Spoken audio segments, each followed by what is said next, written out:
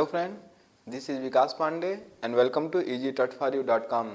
आज के इस ट्यूटोरियल में हम iostream.h हेडर फाइल के बारे में पढ़ेंगे कि जब हम C++ का एक छोटा सा भी प्रोग्राम बनाते हैं तो iostream.h हेडर फाइल का यूज़ क्यों करते हैं। तो जब हम C++ का प्रोग्राम कोई सा भी लिखते हैं, छोटा सा भी, अगर आपको एक मैसेज प्रिंट कराना हो या कीबोर्ड से एक छोटा सा इनपुट भी लेना हो, तो सबसे पहले हम हैज़ इंक्लूड iostream.h लिखते हैं हेडर फाइल इस तरीके से, has include iostream.h। तो इस तरीके से जो हेडर फाइल यूज़ करते हैं C++ में इनपुट या आउटपुट का जो काम है वो स्ट्रीम कॉन्सेप्ट द्वारा किया जाता है। तो स्ट्रीम कॉन्सेप्ट को हम बाद में पढ़ेंगे, पहले हम iostream.h के बारे में पढ़ते हैं कि इसके अंदर कौन से वेरिएबल या कौन से डेटा से डिफाइंड है या कौन से फंक्शन होते हैं जिनके कारण हम इसका यूज़ करते हैं।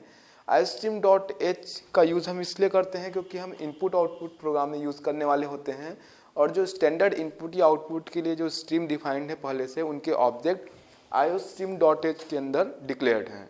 तो इनपुट आउटपुट के लिए यहाँ पर हमारे पास दो क्लासेज जो प्री डिफाइंड है, iostream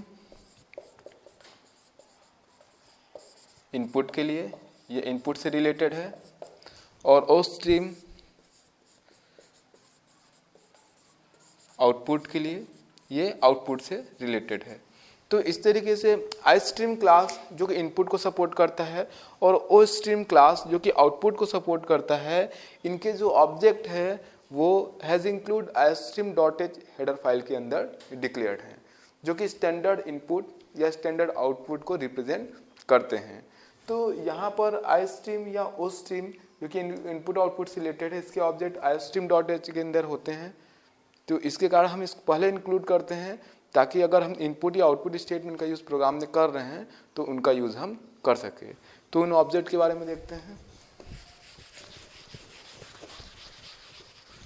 iostream के लिए cin ऑब्जेक्ट है जिसका पूरा नाम है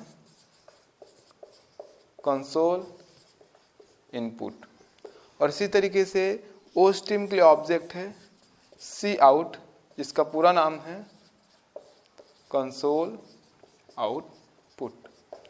तो यहाँ पर cin और cout, यहाँ पर cin स्टैंडर्ड इनपुट के लिए यूज़ किया जाता है और cout स्टैंडर्ड आउटपुट के लिए यूज़ किया जाता है, जो कि iostream और ostream क्लास के ऑब्जेक्ट है और iostream.h हेडर फाइल के अंदर डिक्लेयर किए गए हैं।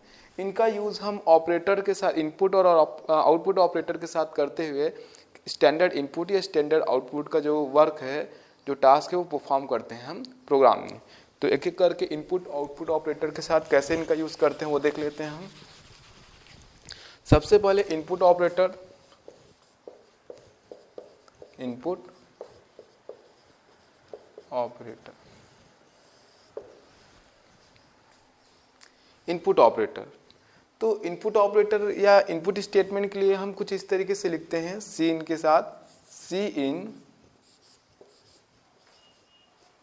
तो यहाँ पर cin जो कि स्टैंडर्ड इनपुट को रिप्रेजेंट करता है, ऑब्जेक्ट है, फिर ऑपरेटर, और उसके बाद ए यहाँ पर वेरिएबल है।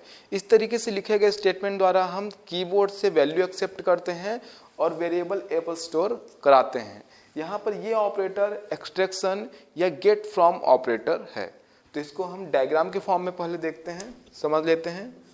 तो डायग्राम के फॉर्म में अगर लिखे तो पहले होगा cin, ये एक ऑब्जेक्ट है, उसके बाद है ऑपरेटर, इस ऑपरेटर का नाम है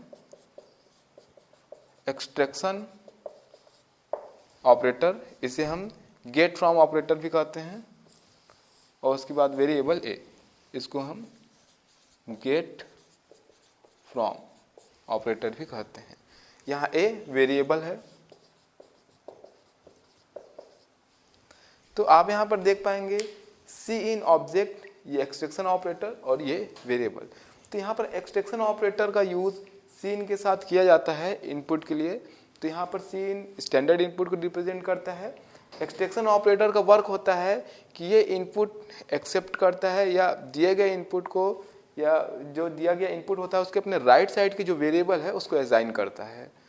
यहाँ पर देखेंगे, मान लीजिए कि यहाँ पर कीबोर्ड है, कीबोर्ड से हम इनपुट दे रहे हैं, कीबोर्ड से जब हम इनपुट देते हैं तो इस तरीके से ऑब्जेक्ट से होते हुए ऑपरेटर के पास, और ऑपरेटर इस तरीके से जो वैल्यू मिलती है, जो कीबोर्ड से वैल्यू एक्सेप्ट करता है उसको वेरिएबल अपने राइट साइड के वेरिएबल को असाइन करता है।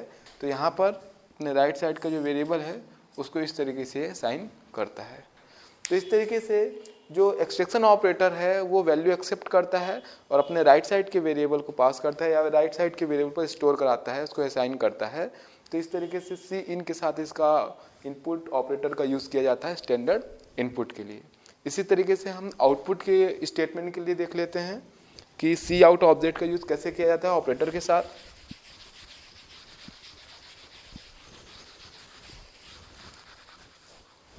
आउटपुट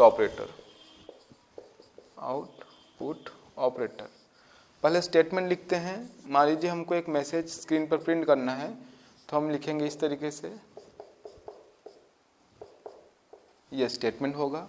तो यहाँ पर स्टेटमेंट में आप देखेंगे सी आउट ऑब्जेक्ट है, ये स्टैंडर्ड आउटपुट को रिप्रेजेंट करता है। उसके बाद ऑपरेटर है, इस ऑपरेटर को हम इंसर्शन ऑपरेटर बोलते हैं, और उसके बाद ऑपरेटर है उसके बाद जो मैसेज हमारा वो है C++। यहाँ पर वेरिएबल भी हो सकता है। तो इसको डायग्राम के फॉर्म में अगर हम देखेंगे तो इस तरीके से होगा। सबसे पहले सी आउट, ये ऑब्जेक्ट है, ऑब्जेक्ट। उसके बाद आपके पास ऑपरेटर है, इस ऑपरेटर का नाम है इंसर्शन ऑपरेटर,